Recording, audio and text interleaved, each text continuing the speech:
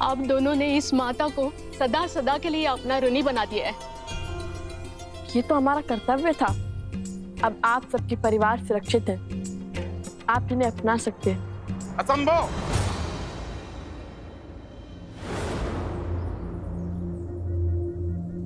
ये गांव के भीतर नहीं जाएंगे। क्यों? अपनों को अपनाने में कैसे संकोच? आज सुध लौट आई है, कल को पुनः खो गई तो? आज असुरों ने छोड़ दिया, कल को पुनः घेर लिया तो? कौन रोकेगा उन्हें? कौन बचाएगा हमें? सब अपवित्र हो गए हैं। ऋषि भारद्वाज के मंत्रों और माता गंगा के जल के बल से ये पावन हो चुके हैं। आपको चिंता करने की आवश्यकता नहीं है। आपने सहायता का प्रयास किया, उसके लिए धन्यवाद, किंतु इन्हें अपनाने का निर्णय मेरा है और मैं नहीं चाहता कि इनके नकारात्मकता का प्रभाव गांव वालों पर पड़े। ये विचार भी कैसे कर सकते हैं आप सरपंच जी? इसीलिए कि आपके संतान पर कोई संकट नहीं आया। मेरा पुत्र इन दो नन्हे वीरों के कारण मृत्यु के मुख से लौटा है और आप चाहते हैं मैं इसे पुनः खो दूं? मौन! पुरुषों के बीच में खड़ी होकर मुख खोलने की उद्दंडता करती हो। जब पुरुष बात करते हों तो स्त्रियों का कार्य सिर्फ सुनना है, प्रश्न करना या निर्णय देना नहीं। अद्भुत, अद्भुत सरपंच जी, अद्भुत। कदाचित इन्हीं उच्च विचारों पर श्री राम अपनी राम राज्य की नींव स्थापित करना चाहते हैं। मैं तो वो क्या? यही है ना राम राज्य की कल्पना? स्त्रियों के स्वर को दबाना। किसी कारण से यदि स्त्री घर शीघ्र न लौटे तो उससे प्रश्न उठाना, उसे कलंकित करना, उसका सम्मान और उसका जीवन दोनों हर लेना। महारानी सीता के साथ भी तो समाज ने यही किया था ना।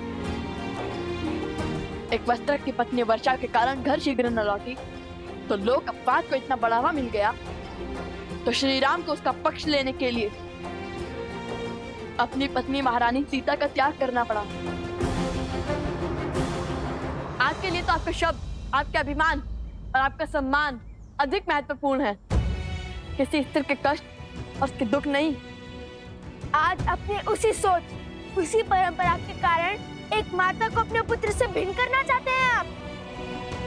एक पत्नी को अपने पति से दूर करना चाहते हैं आप। संसार का सबसे बड़ा पाप करना चाहते हैं। क्यों?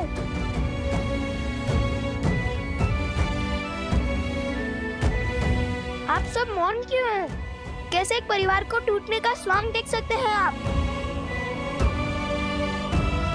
एक स्त्री के अधिकार और माता के भावों को कुचलने का खेल कैसे खेल सकते हैं आप?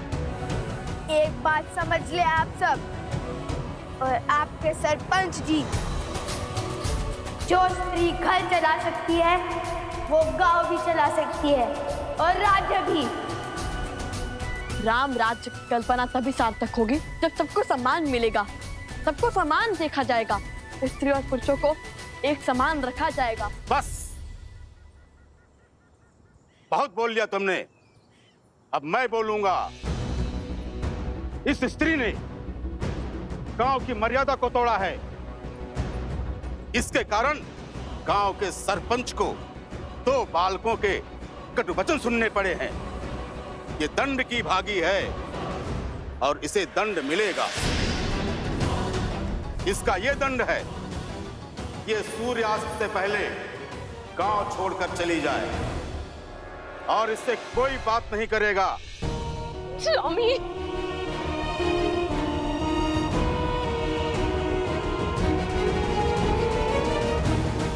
चलो। ये कैसा अनर्थ कर रहे हैं आप? ये उचित नहीं है, रुकिए। कुछ युवकों के शरीर में असुरी शक्ति का वास तो था ही, किंतु इनके मन में भी असुरी शक्ति का वास है।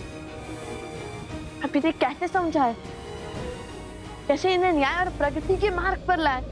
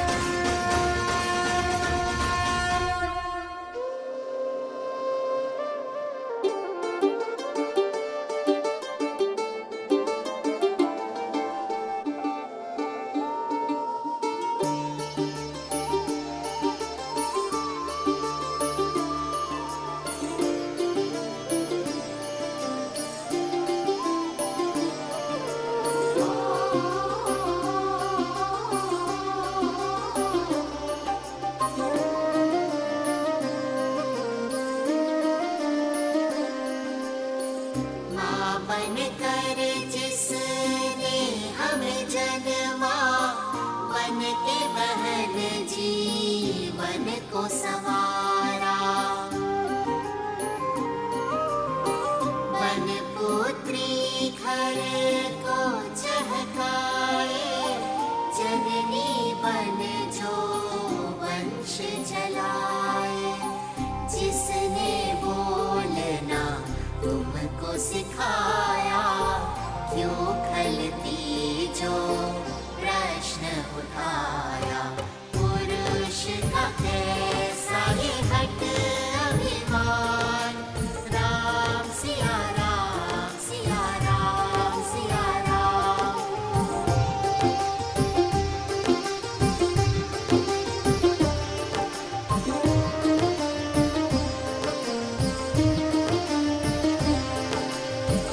अर्धांगिनी जिसे शिव ने बताया, देवों ने भी शीश नवाया, हर नर की शक्ति वो नारी, पुरुष के सम जीवन अधिकारी, उसके नयन से जल जो बरसे, सृष्टि सुख सामर्थ्य को तरसे, कर खंडित उस नारी का मान, अधिकार नहीं भजना श्री राम, नारी का मान चाहे सिया राम, राम सिया राम सिया राम सिया राम, राम सिया राम सिया राम सिया राम। सरपंच जी, ये मान सम्मान और ये पद हमने आपको दिया है ताकि आप हमारा भला कर सकें, ना कि हमारे घर की स्त्रियों को अकारण दंड दें। सरपंच जी ने अन्याय किया है। ऋषि कुमारों की बात उचित है। जहां स्त्रियों का सम्मान न हो, उनकी भलाई की चिंता न हो, वो समाज कभी आगे नहीं बढ़ सकता। हम इस सरपंच को नहीं मानेंगे। अब जिस स्त्री ने अपने अधिकार और सम्मान के लिए ध्वनि उठाई है, वो हमारी नई सरपंच होगी। हाँ, यही है हमारी सरपंच, यही है हमारी सरपंच। हाँ, यही है हमारी सरपंच, यही है हमारी सरपंच। ऋषि कुमारों, आपके कारण हमारी सोच से अधर्म और अन्याय का आवरण हटा। कृपया कर हमारी नई सरपंच का अभिषेक करें। हाँ, आप ही अभिषेक करें। हाँ, आप ही अभिषेक करें। अद्भुत पुत्रों, अयोध्या पहुंचने से पहले ही राम राज्य की कल्पना को सार्थक कर दिया। आयुष्मान भव। जय श्री राम, जय श्री राम, जय श्री राम।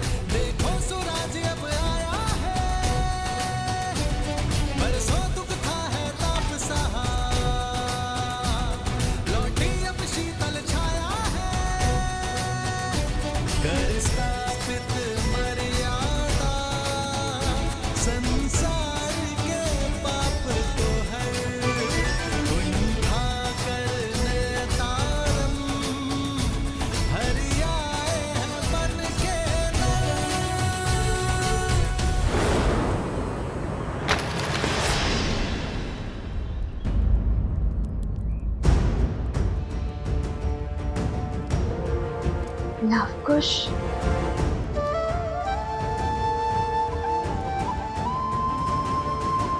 क्या हुआ देवी सीता? नहीं, कुछ नहीं, बस एक आभास सा हुआ, जैसे कि सब शुभ होने वाला है।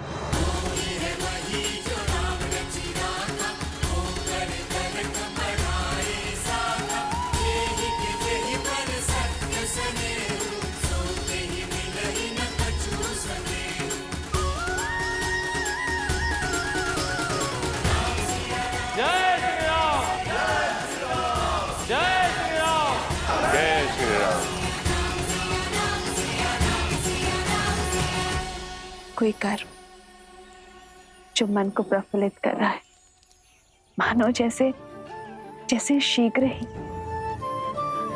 सब शुभ हो जाएगा। समाज में व्याप्त जिस बुराई के लिए मैं और श्री राम अलग हुए थे, वो युद्ध अब गति पकड़ चुका है। ओम इष्ट देवताभ्यो नमः स्वाहा।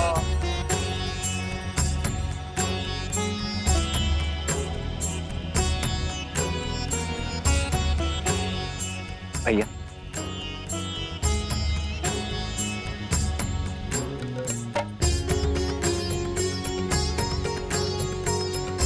ये 5 पत्तियों वाला बेलपत्र बहुत दुर्लभ होता है लक्ष्मण। कभी कभी प्राप्त होता है और वो भी सहयोग से, और आज ऐसे ही किसी शुभ सहयोग से मेरा मन प्रफुल्लित हो रहा है लक्ष्मण। मानो जैसे मेरा मन हर दुविधा से दूर हो, हर संकट से परे हो। कुछ शुभ अवश्य घट रहा है। हमारे अश्वमेध यज्ञ का अश्व हर स्थान से निर्विघ्न विचरण करता हुआ आ रहा है भैया। कदाचित वही आभास आपके मन में हर्ष का कारण है। नहीं लक्ष्मण, अश्वमेध यज्ञ का अश्व इसका कारण नहीं है।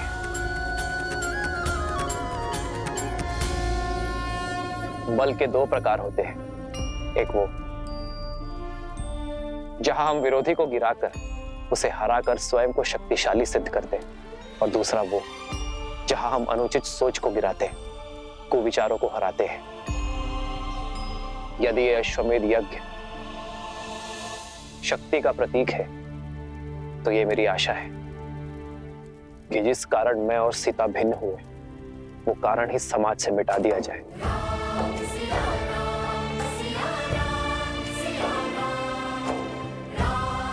समाज में स्त्री को समान अधिकार मिले। जब जब कोई स्त्री पर लांछन लगे, तब तब उसका पति उसके साथ खड़ा रहे।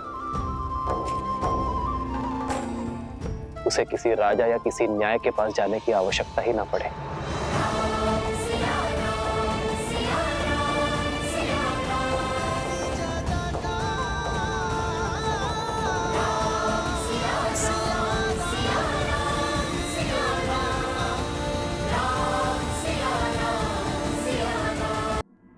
अति उत्तम भैया, आज तो आनंद आ गया। अरे भैया, हमने आज इतना शुभ कार्य किया और आप प्रसन्न होने के स्थान पर विचार से घिरे हुए हैं।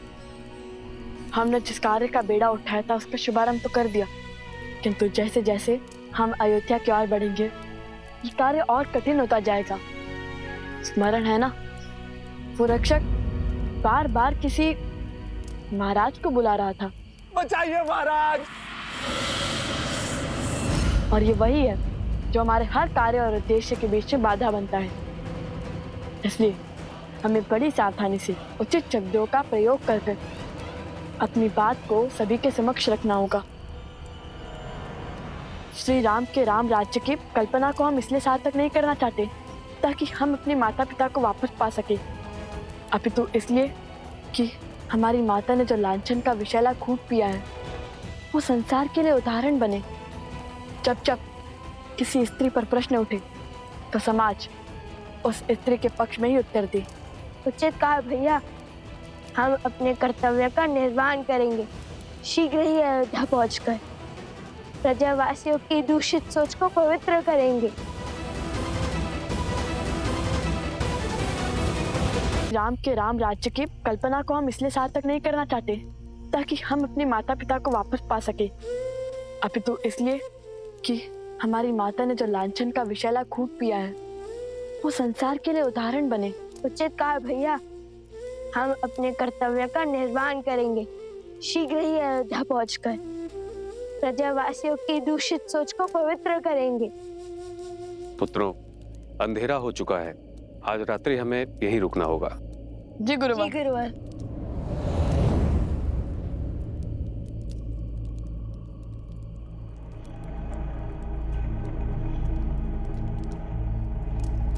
भैया, भोजन बनाने के लिए लकड़ियां लाने का आदेश दिया है गुरुवर ने।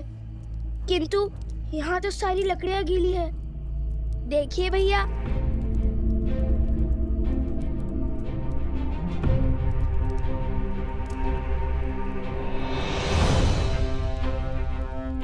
बिना वर्षा के ये गीली कैसे हुई? चलिए आगे देखते हैं।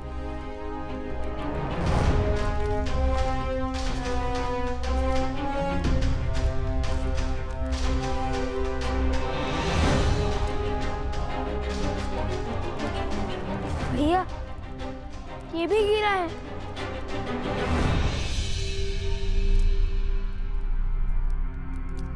ये भूमि तो बिल्कुल सूखी है, किंतु आसपास के सभी पेड़ पौधे गीले हैं।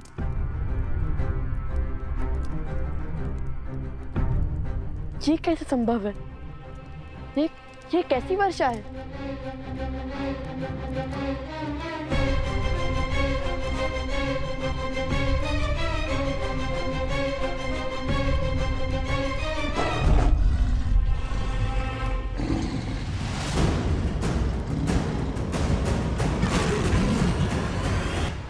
ये अवश्य ही कोई माया है।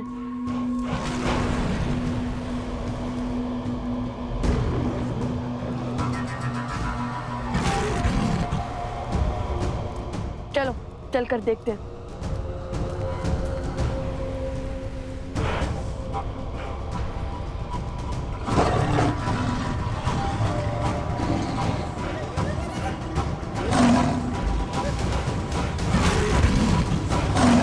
मारे गए।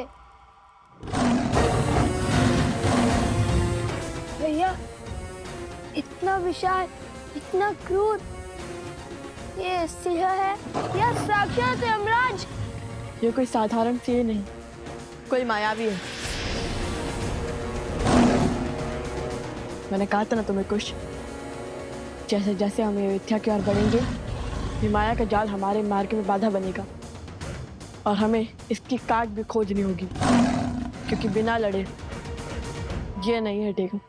अरे भैया, जो वीर अपने पिता मेधावी महाराज श्री राम के सामने भयभीत ना हुए, इतने बड़े बड़े योद्धाओं के सामने डटे रहे, उन्हें एक सिंह क्या हराएगा?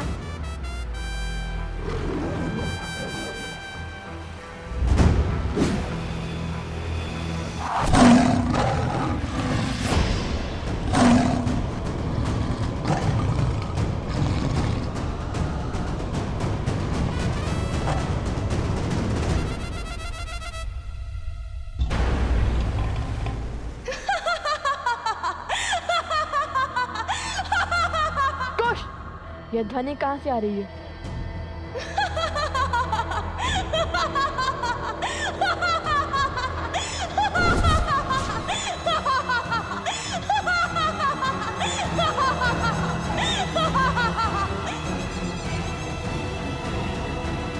लो कुश, जानती हूँ कि हर माया की काट खोजने में सक्षम हो तुम दोनों, लेकिन इस बार मैंने ऐसी माया रची है जिसकी काट असंभव है। असंभव। चुप कर, बात करने वालों पर इतना अभिमान शोभा नहीं देता। बताओ कौन है तुम? क्यों आई हो? अपना परिचय दो। क्यों हमारे मार्ग में बाधा बन रही हो? सामने आओ। यदि अपने प्राण प्रिय है तो हमारे मार्ग से हट जाओ। स्वयं को बहुत बड़ा धनुर्धारी मानते हो ना, किंतु हर महान व्यक्ति के उद्देश्य भी महान होते हैं, जैसे धर्म की रक्षा करना।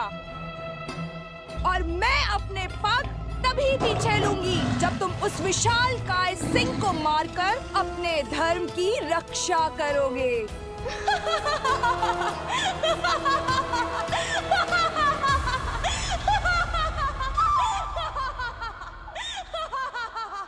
भैया, यहाँ पे तो बहुत सारे मार्ग हैं।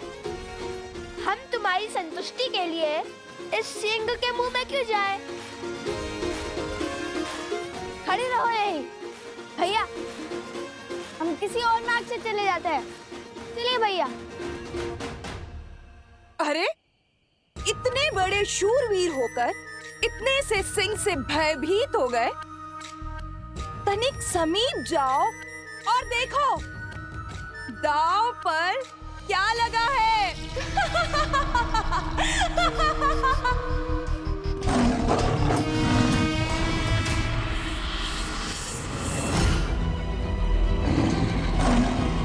शीघ्र आइए, जल्दी शीघ्र कीजिए। ये तो सोमकर्ण, उपगुरु, अवत्सरा और भाभीश्री प्रस्ता है। किंतु ये सब यहाँ कैसे?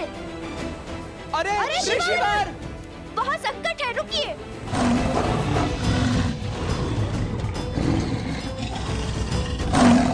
नहीं, रुको।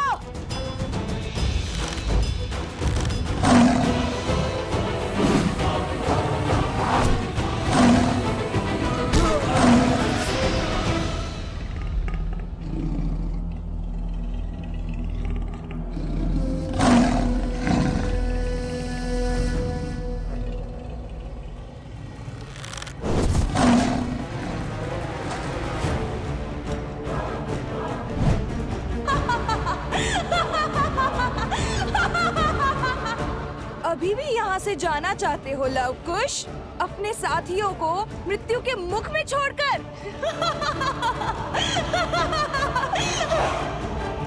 चलो कुश।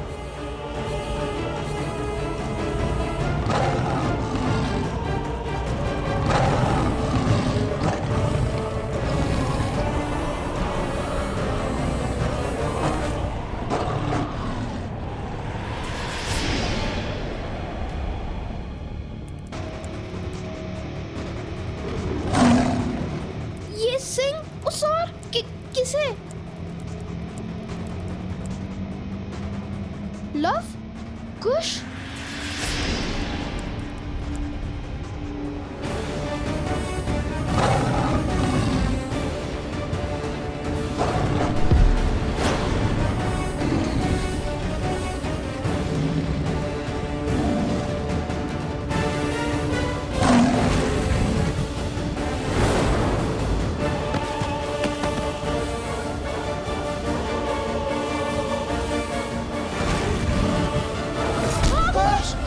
कुश!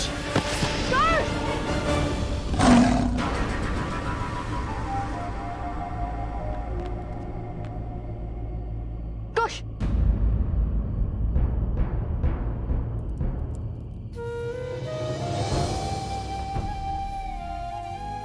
कुछ नहीं हुआ भैया, ये तो केवल एक खरोच है।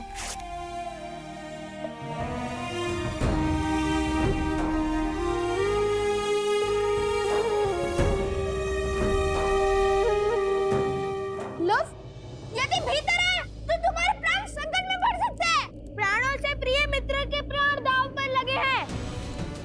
आज हमें अपनी जीवन की कोई चिंता नहीं है।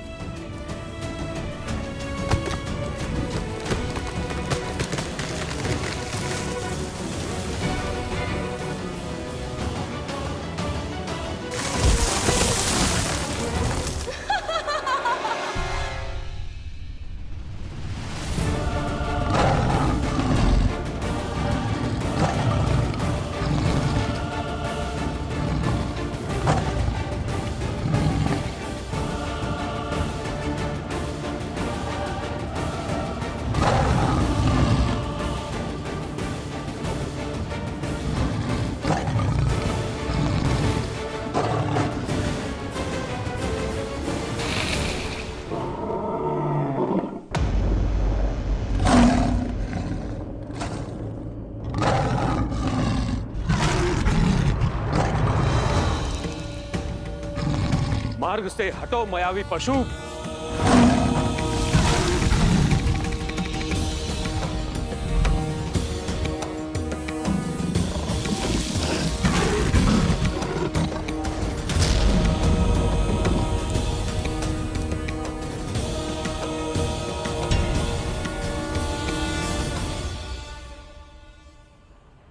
लवकुश, जो करना है शीघ्र करो। ये कुछ क्षणों के लिए ही मूर्छित हुआ है, अब ये उठा तो इसे नियंत्रित करना असंभव हो जाएगा। ध्यान रहे, घायल सिंह और भी अधिक घातक होता है।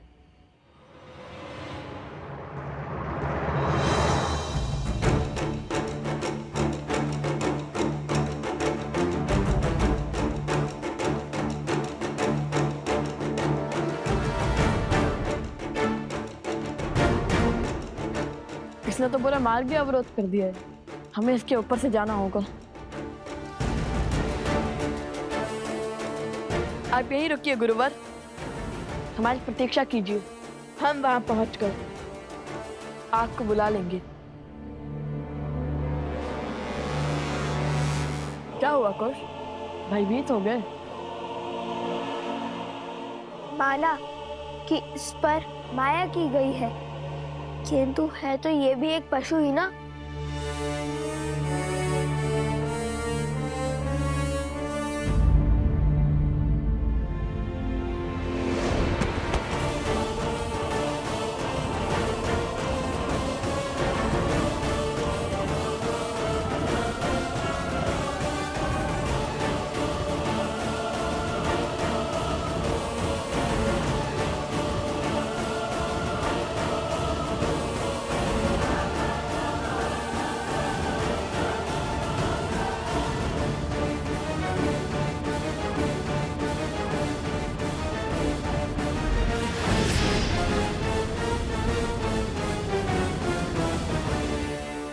कहाँ रह गए कुश? अरे सिंह का शरीर है, अयोध्या का उपवर नहीं।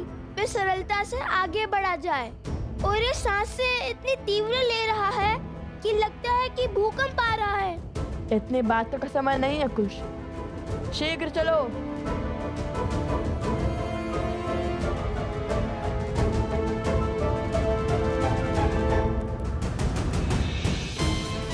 वो देखो।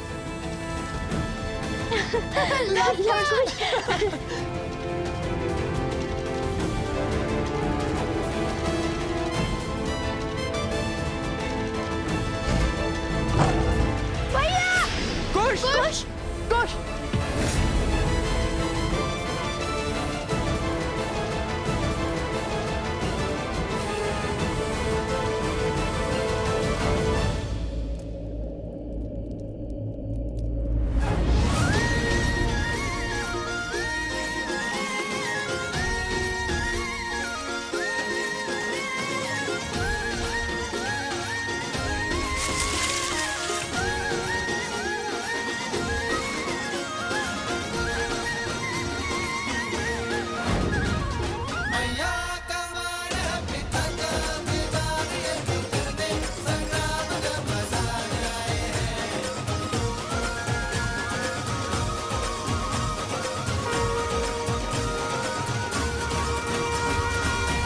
आप सब यहाँ क्यों आए हैं? तुम दोनों के लिए। हमारे लिए? हमारे लिए? हाँ, देखो, सुग्रीव, जामवंत, विभीषण, तुमने ही तो कहा था ना कि तुम रामायण का मंचन करोगे, तो उसी उद्देश्य से कुछ विद्यार्थियों को यहाँ जोड़ने चले आए। सभी राम कथा सुनने के लिए इतने उत्सुक थे, तो हम इन्हें लेकर आ गए। किंतु हमें क्या पता था यहाँ इतना भयानक सिंह होगा। शांत हो जाओ सोम, ये सिंह हमारा कुछ नहीं कर पाएगा। सिंह के संकट से कौन रो रहा है? मन तो इसलिए रो रहा क्योंकि अब तुम फिर से यही कहोगे कि जहाँ मैं होता हूँ वो समस्या अपने आप आ जाती है।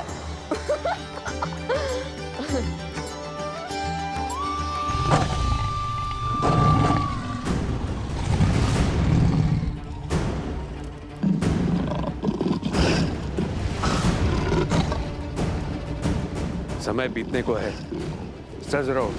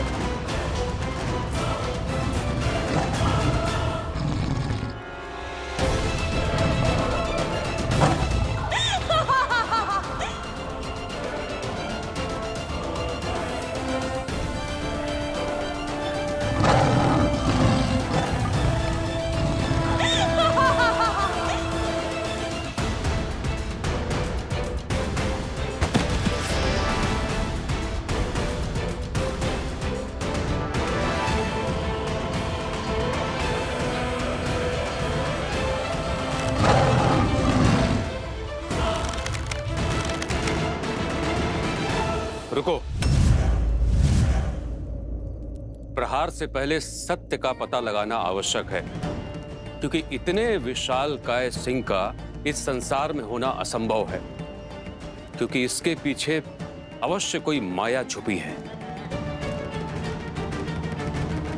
आपका संदेह उचित है। इसके पीछे से किसी स्त्री की ध्वनि आ रही है, और ये माया भी उसी स्त्री ने रची है। तो उस मायावी स्त्री से लड़ने की योजना है।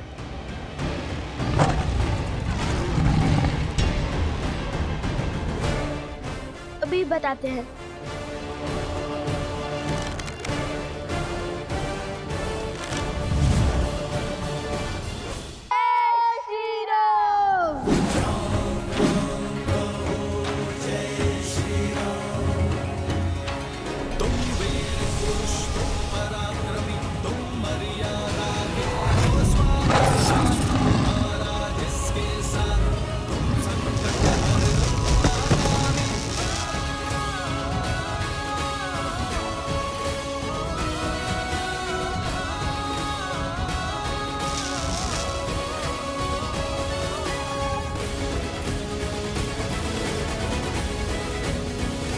हमने इसको एक ऐसे बंधन में बांध दिया है जो एक पहर तक नहीं टूटेगा, इसलिए हमें शीघ्र इस संकट का हल खोजना होगा।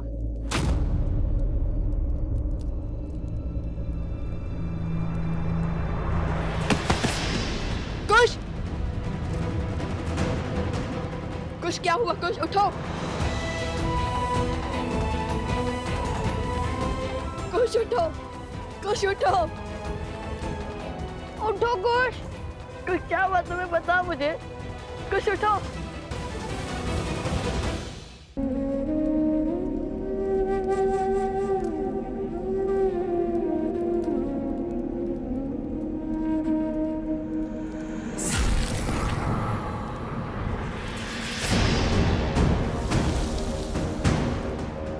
ये क्या?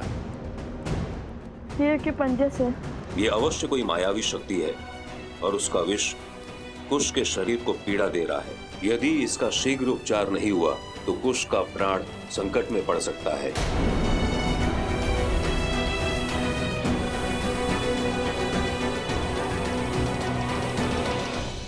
उठो! कुछ क्या हुआ तुम्हें? बताओ मुझे। कुछ उठो!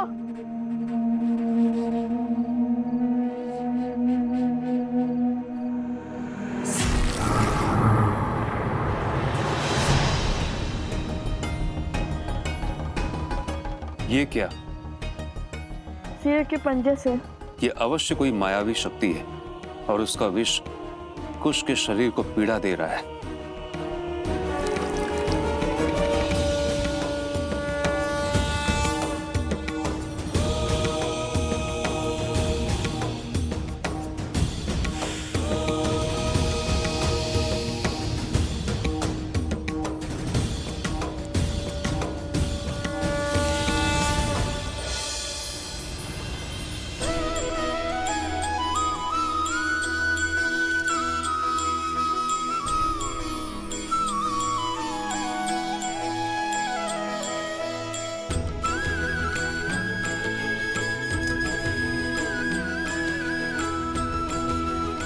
मुझे पहले क्यों नहीं बताया कि तुम्हें इतनी पीड़ा हो रही है? तो आप अकेले ही ऐसे बैठ जाते ना भैया।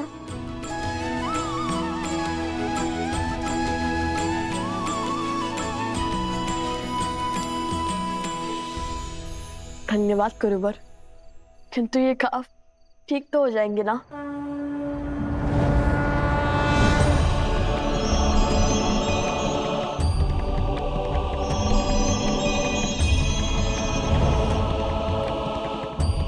पुत्र, यहाँ एक श्रापित रत्न है जिसके उपयोग से प्रकृति को नियंत्रित किया जा रहा है और उसी मणि का उपयोग इस सिंह पर भी हुआ है। इस माया की गांठ उस मणि का अंत है और तभी कुश का घाव भी भरेगा।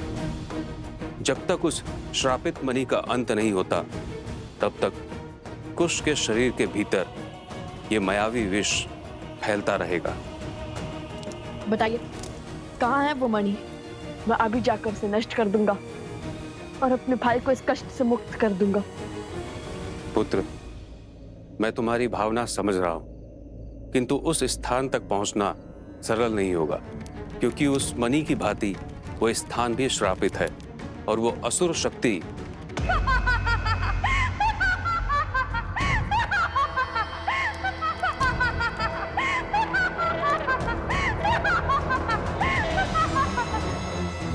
असुरी शक्ति अर्थात मैं, और मैं इन लोगों को यहाँ तक कभी नहीं पहुँचने दूंगी। और यदि वो इस पद पर पहुँच भी गए तो केवल कुछ क्या, तुम्हारी मृत्यु भी निश्चित है। देखना, एक दिन तुम्हें इसका मूल्य चुकाना होगा। मेरे भाई को इस दशा में पहुंचाने का तुम्हें पछतावा होगा। जैसे जैसे भोर समीप होगा, कुश की पीड़ा बढ़ती जाएगी और जैसे ही सूर्य की पहली किरण कुश के घाव पर पड़ेगी, वो जल उठेगा और फिर मैं एक पैर के भीतर लौटूंगा। मुझे आशीर्वाद दीजिए। आशीर्वाद दे ऋषिवर। नहीं कुश, तुम कहीं नहीं जाओगे। मैं जाऊंगा और मणि को नष्ट करके आऊंगा। तुम्हें मुझ पे विश्वास नहीं है? भैया, जब स्वयं महाराज राम, पिताश्री, महर्षि विश्वामित्र के साथ असुरों का संहार करने जा रहे थे, तब क्या उन्होंने श्री राम से अनुमति मांगी थी? तो कुश वो भिन्न है। भैया, बिना आपके मैं कहाँ और बिना मेरे आप कहाँ? हम लवकुश तो राम लक्ष्मण की भांति एक दूसरे की आत्मा है ना? मैं भी तुम लोगों के संग चलूंगा। ऋषिवर, आप कृपया करके यहीं रुक जाइए। इन सबको आपकी आवश्यकता होगी। चले भैया। एक क्षण। एक मुख सूरज, एक मुख चंदा, दिए सिया के सुख आनंदा। एक एक आत यमज युगला, जानकी सुत रूप लव कुश होला। अरे एक लकड़ी से इतने विशालकाय सिया का सामना कैसे करेंगे हम? तुम कल माता सीता ने तो एक तिनके से रावण जैसे पापी को स्वयं से दूर रखा था, तो हमारे पास तो पूरी लकड़ी है। माता कहती है कि मानव की सच्ची शक्ति उसके विश्वास में होती है। स्मरण रहे, यदि कितनी भी विशालकाय बुराइयां क्यों ना आ जाए, यदि हम उसकी आंख में आंख डालकर देखते हैं तो वो बुराई भी घबरा जाती है। चाहे जितना बल लगा ले, तुम्हारी आंखें झुकनी नहीं चाहिए। मुख पर भय दिखना नहीं चाहिए, समझे? ये समय भय को भयभीत करने का है।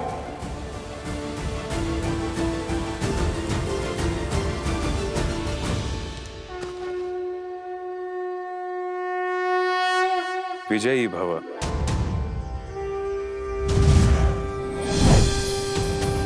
पुत्र, ये हर माया को भेदने में सक्षम है। इसकी आवश्यकता तुम्हें होगी।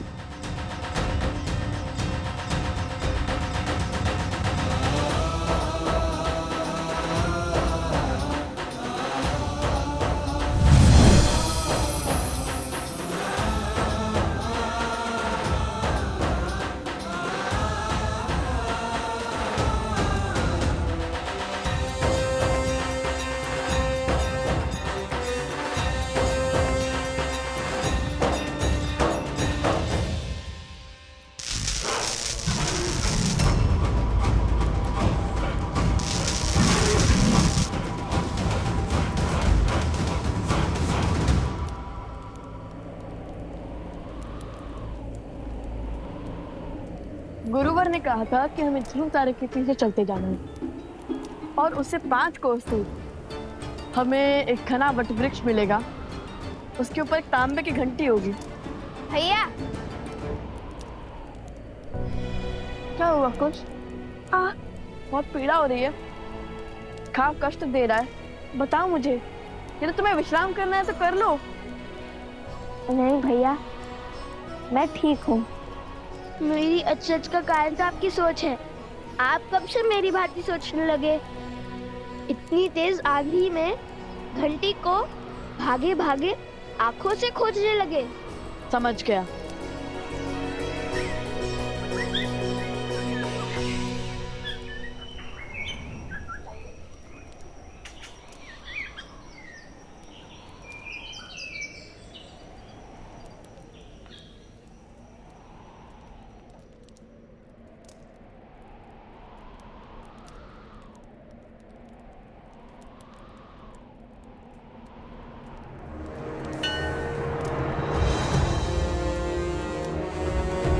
वहां उस और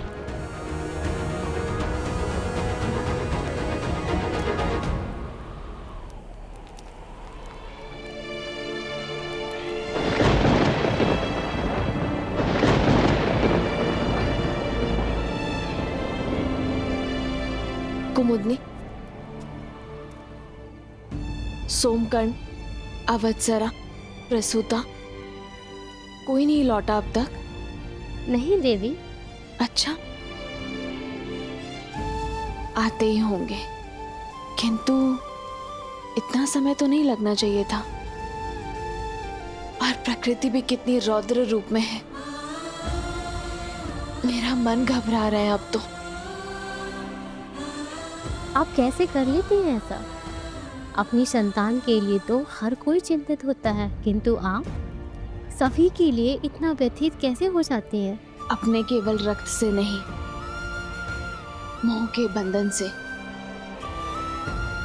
और स्मृतियों के बंधन से भी तो बनते हैं ना कुमुदनी।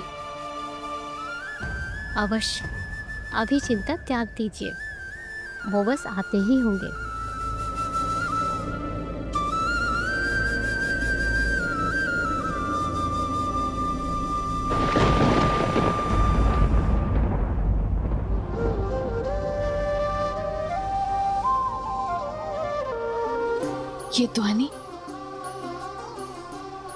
ये ध्वनि कहाँ से आ रही है?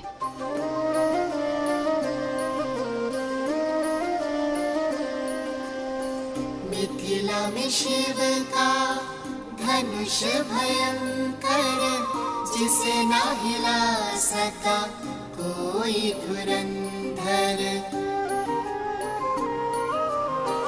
राम लखन गुरु मिथिला पहुँचे, लक्ष्य था देखन सिया का स्वयंवर। मिथिल सभा में थी विकट निराशा, कौन बने भरतार सिया का। ले गुरु आशीष उठे फिर राम, शीश झुका दिया शिव को प्रणाम। राम सिया राम, सिया राम, सिया राम, राम सिया रामायण को प्रणाम। राम सिया राम, सिया राम, सिया राम, राम सिया राम, सिया राम, सिया राम। हम वन देवी के पुत्र हैं, भगवान वाल्मीकि के शिष्य हैं, और हम धर्म के मार्गी हैं।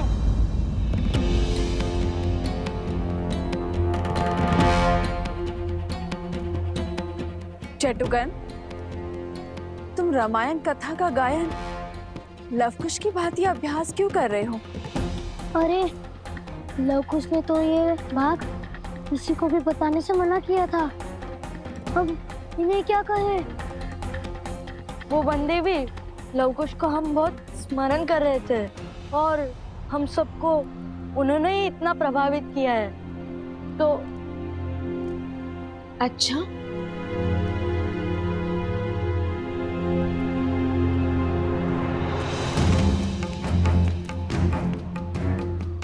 असत्य का दंड जानते हो ना? नहीं नहीं, हमें दंड मत दीजिए। तो फिर सत्य बताओ। वो लवकुश ने कहा है कि आपकी कथा का मंचन करना है, जब आपने अयोध्या छोड़ दी थी तब का भाग संसार के सामने भी लाना है। अयोध्या में मेरी कहानी कहने का क्या उद्देश्य होगा? क्या अर्थ है इसका? वो दोनों करना क्या चाहते हैं?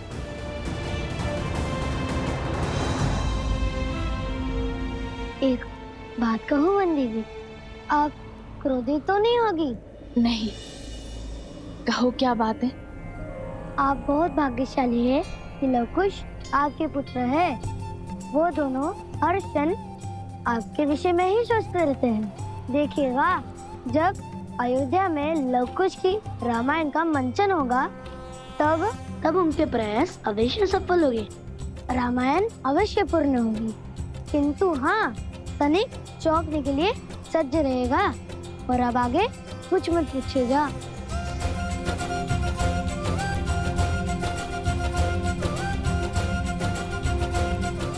सदा उनके इन्हीं प्रयासों से तो चिंतित रहती हूँ मैं।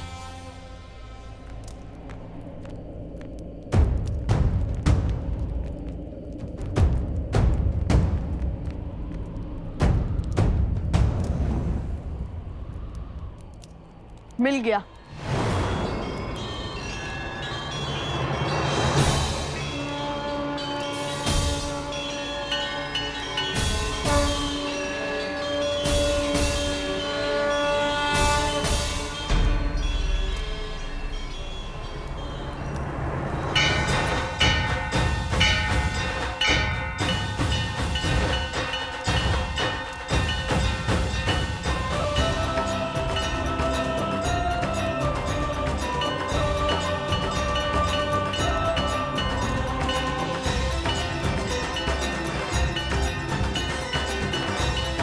चलो, इस घंटी को ढूंढने की चिंता तो हल हुई।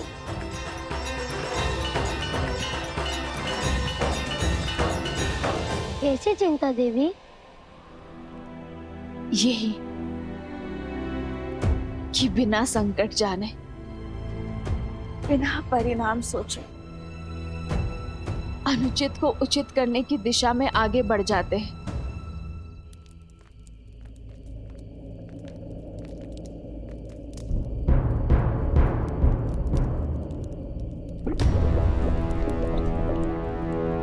भैया, हमें बस एक सेतु खोजना है जो हमें पर्वत के उस ओर जैन श्रीन मंदिर तक पहुंचा दे, जैसा गुरुवर ने बताया था।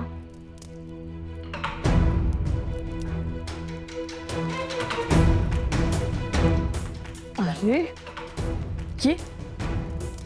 ये तो टूटा हुआ है।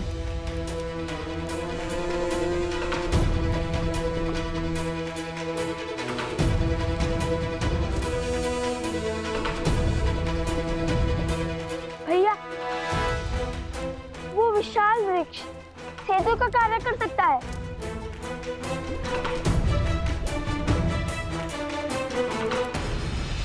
हाँ, तो कर्म उचित हो तो परिणाम की चिंता क्यों करना? किंतु कभी कभी केवल साहस से नहीं, चतुराई से भी कार्य को संपूर्ण किया जा सकता है। मैं तो बस आशा करती हूँ कि वो केवल अपने बल से नहीं, अपनी बुद्धि का उपयोग करके भी प्रयत्न करे। क्या हुआ भैया? भूल गए? माता कहती थी कि जब सब कुछ आपके अनुसार होने लगे, सब कुछ उचित होने लगे, समझ जाना चाहिए कि कुछ तो अनुचित घट रहा है। हाँ, कहा तो यही था माता ने कि जिसने एक सिंह को अपनी माया से इतना विशाल कर दिया, जो हमारे मित्रों के प्राण लेने के लिए सज्ज हो गया, जिसने कहा कि वो कभी हमें उस पृथ्वी तक नहीं पहुंचने देगी, वो पीछे कैसे हट सकती है? हाँ, हमें एक एक पर फूक फूक कर रखना होगा। और मैं फिर कहता हूँ कि मैं आगे बढ़ता हूँ, तुम यही रहो। कदापि नहीं, मैं आपके साथ अवश्य चलूंगा। जहाँ लव भैया वहाँ कुश। और वैसे भी यहाँ तक पहुँचकर पीछे हट जाओ ताकि सारी प्रशंसा आप लूट ले। ऐसा नहीं हो सकता। अब लगता है ये वृक्ष हमारा अंतिम विकल्प है, किंतु पहले हमें ये देखना होगा कि ये वृक्ष जिससे इस लावा के ऊपर एक पुल बन गया है वो हमारा भार उठा भी पाएगा या नहीं।